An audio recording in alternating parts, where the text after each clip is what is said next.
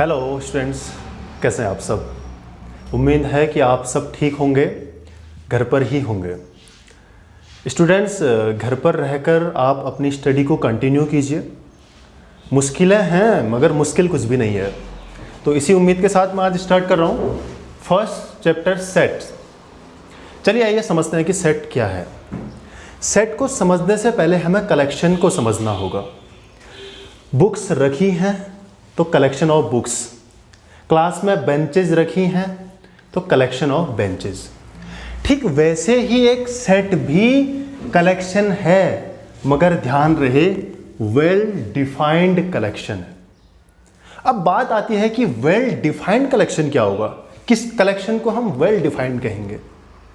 उस कलेक्शन को हम वेल डिफाइंड कहेंगे जिसके एलिमेंट्स को हम आइडेंटिफाई कर सकते हों, एलिमेंट्स को हम सेपरेट कर सकते हों और कलेक्शन यूनिक भी होना चाहिए।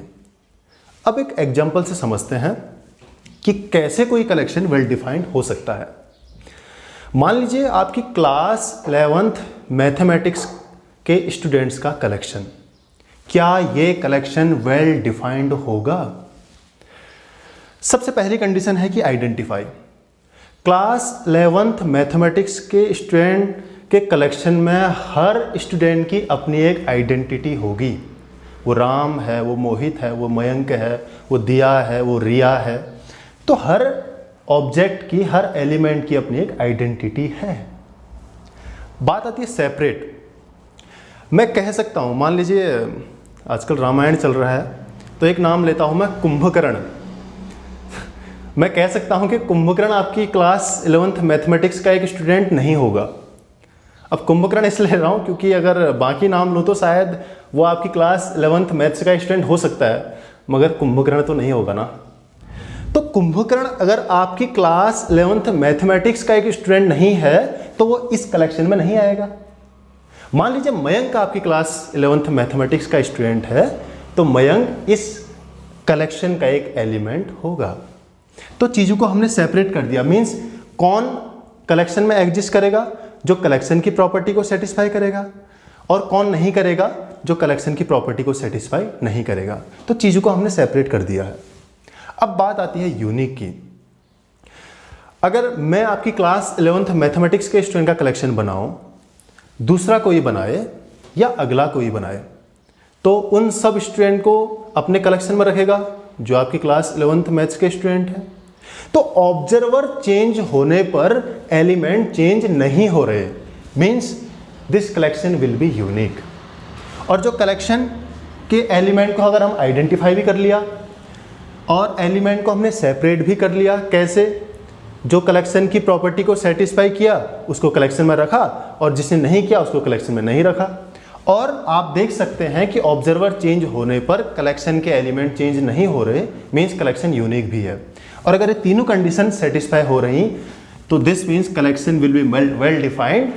और अगर कलेक्शन वेल डिफाइंड है तो ये कलेक्शन सेट होगा। चलिए एक एग्जांपल और चेक करते हैं। एक कलेक्शन है नेचुरल नंबर का लेस देन 5। तो इसके एलिमेंट कैसे होंगे? 1, 2, 3 और 4। Collection of natural number less than 5। Check करें क्या ये सेट होगा। ये सेट कब होगा? जब ये कलेक्शन वेल डिफाइंड होगा। ये वेल डिफाइंड कब होगा? जब इन तीन प्रॉपर्टीज को सेटिस्फाई करेगा। चलिए सबसे पहले चेक करते हैं आइडेंटिफाई। आप देख सकते हैं हर एलिमेंट की अपनी एक आइडेंटिटी है। 1 की अपनी आइडेंटिटी है, 2 की अपनी आइडेंटिटी, 3 की अपनी आइडेंटिटी और 4 की अपनी आइडेंटिटी है। तो ईच एलिमेंट को मैं आइडेंटिफाई कर सकता हूं। अब बात आती है सेपरेट की। तो मैं कह सकता हूं कि 10 इस कलेक्शन का एक ऑब्जेक्ट नहीं होगा। क्यों? क्योंकि 10 5 से लेस एक नेचुरल नंबर नहीं है। और मैं ये भी कह सकता हूं कि 3 इस कलेक्शन का एक ऑब्जेक्ट होगा। क्यों? 3 5 से लेस एक नेचुरल नंबर है। तो मैंने चीज को सेपरेट कर दिया कि कौन कलेक्शन में एग्जिस्ट करेगा और कौन कलेक्शन में एग्जिस्ट नहीं करेगा। अब थर्ड प्रॉपर्टी यूनिक। अब भाई गली के किसी बंदे से पूछूं जिसको नेचुरल नंबर का पता है, 5 से लेस नेचुरल नंबर का कलेक्शन बनाइए, तो वो अपने कलेक्शन में इन्हीं एलिमेंट को तो शामिल करेगा ना, 1 2 3 4। देन ऑब्जर्वर चेंज होने पर कलेक्शन के एलिमेंट चेंज नहीं होंगे, और अगर कलेक्शन के एलिमेंट चेंज नहीं होंगे तो this collection will be unique. आप देख सकते हैं कि इस कलेक्शन को हमने एलिमेंट्स को हमने आइडेंटिफाई भी किया, एलिमेंट को हमने सेपरेट भी कर लिया, और कलेक्शन यूनिक भी है। तो this means this collection will be well defined, और अगर कलेक्शन वेल डिफाइंड होगा तो कलेक्शन एक सेट भी होगा। चलिए आइए एक एग्जांपल और लेते हैं। The most talented cricket players, 5 most talented cricket players, ध्यान रखिएगा 5 मोस्ट। अब आप जानते हैं कि बहुत सारे हर क्रिकेट प्लेयर टैलेंटेड है, मगर उनमें से मुझे 5 को अपने कलेक्शन में रखना है, तो क्या ये कलेक्शन सेट होगा? अगर आप मेरी बात करें तो मैं अपने कलेक्शन में शामिल करूंगा सचिन, सहवाग, धोनी, युवराज और रोहित। मैं अपने कलेक्शन में इन ऑब्जेक्ट्स को रखने वाला हूं। मींस मेरे लिए top 5 most talented cricket players ये हैं। अब ये चेक करते हैं कि क्या ये कलेक्शन वेल डिफाइंड होगा, मींस क्या ये सेट होगा। सबसे पहली प्रॉपर्टी आइडेंटिफाई। आप देख सकते हैं कि हर किसी की अपनी एक आइडेंटिटी है। सचिन सर उनकी अपनी आइडेंटिटी, सहवाग, धोनी, युवराज, रोहित। तो मैंने आइडेंटिफाई कर दिया। इसके बाद बात आती है सेपरेट की। भाई जिनको मैंने टॉप मोस्ट में रखा अपने कलेक्शन में शामिल किया, और जिनको टॉप मोस्ट में नहीं रखा तो कलेक्शन में नहीं रखा। मीन्स मैंने एलिमेंट को सेपरेट भी कर लिया है। अब बात आती है यूनिक की। आप खुद से पूछिए कि जिन 5 को मैं टैलेंटेड मानता हूं, टॉप मोस्ट में रखता हूं, आप भी उन्हीं को सबसे टैलेंटेड मानते हैं? क्या दूसरा भी इन सबको टैलेंटेड मानता है? हो सकता है यहां पे वो विराट को शामिल करें, है ना, ये हो सकता है। मींस ऑब्जर्वर चेंज होने पर कलेक्शन के एलिमेंट चेंज हो सकते हैं। Means this collection will not be unique, और अगर एक भी कंडीशन सेटिस्फाई नहीं हुई तो this means this collection will not be well defined, और कलेक्शन वेल डिफाइंड नहीं होगा तो ये कलेक्शन सेट नहीं होगा। तो मैं उम्मीद करता हूं कि आप किसी कलेक्शन को आइडेंटिफाई कर पाएंगे कि कौन कलेक्शन सेट होगा और कौन नहीं होगा। कुछ स्पेशल सेट हैं जिनका बहुत ज़्यादा यूज होने वाला है, जैसे एन इंडिकेट करता है सेट ऑफ नेचुरल नंबर, आई और जेड ये इंटीजर्स को इंडिकेट करता है, क्यू ये रेशनल नंबर के सेट को इंडिकेट करता है, R set of real numbers, Z plus set of positive integers, Q plus set of positive rational number, and R plus represent the set of positive real number. तो ये special set हैं, इनको आप देखिएगा। अब जब आपने सेट को आइडेंटिफाई कर दिया है, इसके बाद आप रिप्रेजेंट करते हैं सेट को।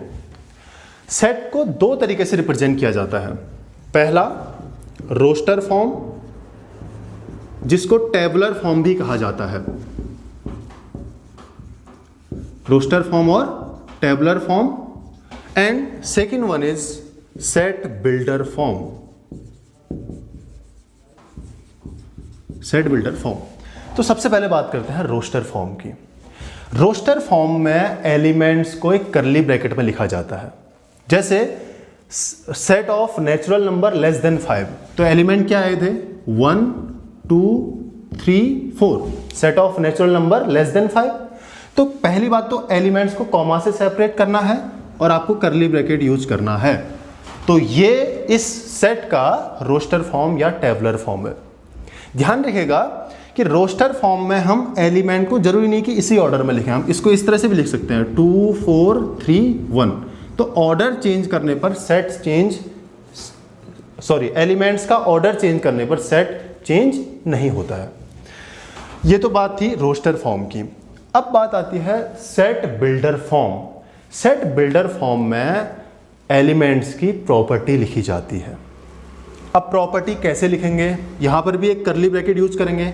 मैं इसी सेट को, set of natural number less than 5 को मैं सेट बिल्डर फॉर्म पे लिखता हूं। मींस इसमें प्रॉपर्टी लिखनी है। अब प्रॉपर्टी कैसे लिखनी है, अपनी ओर से एक वेरिएबल इंट्रोड्यूस करेंगे आप, एक्स वाई जेड कुछ भी हो सकता है, तो मैंने एक्स यूज किया। आप एक लाइन ड्रॉ करेंगे, या आप x कॉलन भी यूज कर सकते हैं। इसको क्या पढ़ेंगे, x सच दैट पढ़ेंगे, x सच दैट। अब x मैं अपनी ओर से इंट्रोड्यूस किया, मुझे इसकी प्रॉपर्टी बतानी है, तो मुझे x को बताना होगा कि क्या है, x क्या है। x एक नेचुरल नंबर है, x is a natural number less than 5। ये इस सेट की प्रॉपर्टी है। तो इस प्रॉपर्टी को हम कैसे लिख रहे हैं, रोस्टर फॉर्म पे कैसे लिखना है, एक वेरिएबल इंट्रोड्यूस करना है x, इसको क्या पढ़ेंगे, सच दैट। अब बताना पड़ेगा x क्या है, x एक नेचुरल नंबर है लेस देन 5। तो ये सेट का सेट बिल्डर फॉर्म है। अब मैं कुछ एग्जांपल देता हूं, आपको उन्हें कन्वर्ट करना है रोस्टर फॉर्म और सेट बिल्डर फॉर्म पे। तो सबसे पहले मान लीजिए x such that x is an integer and ये। तो सबसे पहले आप मुझे बताइए ये किस फॉर्म पे लिखा है, ये सेट बिल्डर फॉर्म पे लिखा है। इसको आपने कन्वर्ट करना है रोस्टर फॉर्म। अब आप जानते हैं कि सेट बिल्डर फॉर्म में इसकी प्रॉपर्टी लिखी गई है। अब प्रॉपर्टी क्या है, x एक इंटीजर है, इंटीजर कैसा है, उसकी वैल्यू -2 से ग्रेटर है और 3 से लेस देन है। अब -2 से ग्रेटर मीनिंग क्या होगा, कौन कौन एलिमेंट आएंगे इसमें, -1 आएगा, 0 आएगा, 1 आएगा, 2 भी आएगा, क्या 3 आएगा, नहीं। अगर इक्वल होता तब 3 आता, इक्वल नहीं है तो 2 तक ही इसमें एलिमेंट आएंगे। मीन्स ये इस सेट बिल्डर फॉर्म का कौन सा फॉर्म है, रोस्टर फॉर्म पे। चलिए अब मान लीजिए कोई सेट A है, इसके एलिमेंट हैं 1 2 3 4। जो एलिमेंट सेट में एग्जिस्ट करते हैं उसको लिखने का कुछ तरीका होता है। जैसे 2 आप देख सकते हैं सेट ए में बिलोंग कर रहा है, तो इसको लिखेंगे 2 बिलोंग्स टू ए। आप देख इसको पढ़ेंगे बिलोंग्स टू। अगर मान लीजिए 5 सेट ए का एलिमेंट नहीं है तो इसको पढ़ेंगे 5 कट कर लेंगे, इसको डज नॉट बिलोंग्स टू ए। 5 इस सेट का एक एलिमेंट नहीं है। तो अगर आपसे पूछूं मैं 1 तो आप क्या बोलेंगे इसमें, बिलोंग्स टू कि does not belongs to, belongs to. 10 बताइए, does not belongs to A, क्योंकि 10 सेट ए का एक एलिमेंट नहीं है, तो this means 10 does not belongs to a. अब इसके बाद बात करते हैं रोस्टर फॉर्म पे एलिमेंट गिवन होंगे और उसको हमें सेट बिल्डर फॉर्म पे लिखना होगा। मान लीजिए एलिमेंट हैं 2 4 6 8 10 एंड टू सो ऑन। ये रोस्टर फॉर्म पे लिखे हुए एलिमेंट्स हैं। इसको मुझे कन्वर्ट करना है सेट बिल्डर फॉर्म। आप जानते हैं कि सेट बिल्डर फॉर्म में हम इन एलिमेंट्स की प्रॉपर्टी लिखते हैं। प्रॉपर्टी कैसे लिखते हैं, अपनी ओर से एक वेरिएबल इंट्रोड्यूस किया, मान लीजिए मैंने x यूज किया, सच दैट मुझे बताना होगा x क्या है। आप देख सकते हैं, बताइए मुझे प्रॉपर्टी क्या दिख रही है आपको, 2 4 6 8 10 एंड सो ऑन। कैसे नंबर्स हैं, इवन नेचुरल नंबर्स। तो इसकी प्रॉपर्टी क्या होगी कि x is an even natural number. ये इस कलेक्शन की प्रॉपर्टी है, मीन्स इसका ये सेट बिल्डर फॉर्म होगा।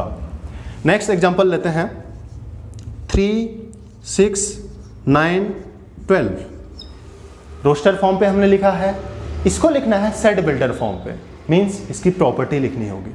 प्रॉपर्टी लिखने के लिए आपको एलिमेंट्स का जनरलाइजेशन करना होगा, कुछ प्रॉपर्टी दिखनी चाहिए आपको। बताइए फिर कुछ प्रॉपर्टी आपको दिखती है। चलिए एलिमेंट्स को हम इस तरह से लिखते हैं, इस 3 को मैं क्या 3 into 1 कह सकता हूँ, 6 को मैं 3 into 2 कह सकता हूँ, 9 को मैं 3 into 3 कह सकता हूँ, 12 को 3 into 4 कह सकता हूँ। अगर आप इस 3 को देखें तो सब में कॉमन है, वेरी कौन कर रहा है, ये 1 2 3 4। तो आपको कहीं ना कहीं प्रॉपर्टी नज़र आई होगी। तो मैं इसका सेट बिल्डर फॉर्म इस तरह से लिख सकता हूँ, x वेरिएबल इंट्रोड्यूस किया, y z कुछ भी कर सकते हैं, सच दैट आप बताइए है क्या x। क्या मैं इसको x इक्वल टू 3n कह सकता हूँ, 3 का multiple 3 into 1 3 into 2 3 into 3 3 into 4 element मिल रहा है। अब n को बताना पड़ेगा कि n है क्या। आप देख सकते हैं n की वैल्यू वेरी कर रही है, कहाँ से, 1 2 3 4। पहली बात तो 1 2 3 4 क्या होते हैं, नेचुरल नंबर। और साथ ही साथ आप बताएंगे कि जो n की वैल्यू है वो ग्रेटर इक्वल 1 है और लेस देन इक्वल 4 है। तो ये पूरी बात हमको लिखनी पड़ेगी इसकी प्रॉपर्टी में, अदरवाइज ये इसका सेट बिल्डर फॉर्म नहीं होगा। तो स्टूडेंट्स आज हमने सेट्स पढ़ा, सेट्स के बाद सेट्स को रिप्रेजेंट करने का तरीका पढ़ा। तो आप एक्सरसाइज 1.1 देखिए, क्वेश्चन सॉल्व करने की कोशिश कीजिए और नेक्स्ट लेक्चर में हम बात करेंगे types of sets. Thank you.